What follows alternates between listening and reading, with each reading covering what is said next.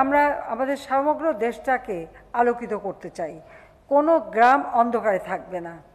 গ্রামগুলিতে যারা বসবাস করেন তারা শহরের সকল ধরনের সুযোগ সুবিধা পাবেন, সেটাই আমাদের লক্ষ্য। আর সেই লক্ষ্য নিয়ে আমরা কাজ করছি বলেই আজকে কিন্তু আমরা এই বিদ্যুৎ উৎপাদন শুধু বৃদ্ধি করা না, সঞ্চালন বৃদ্ধি করা, সেই সাথে সাথে আমাদের দেশের মানুষের আর্থসামাজিক উন্নতির জন্য আমরা কাজ করে যাচ্ছি।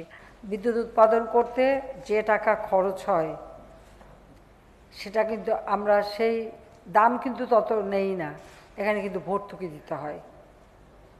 সেজন্য অনুরোধ থাকবে যে যারা বিদ্যুৎ ব্যবহার করবেন বিদ্যুৎ সাশ্রয়ী হবেন, অতিরিক্ত বিদ্যুৎ যেন নষ্ট না হয়। আর বিদ্যুৎ সাশ্রয়ী হলে পরে আপনাদের বিলটাও কম উঠবে, সেটাও মাথায় রাখতে হবে।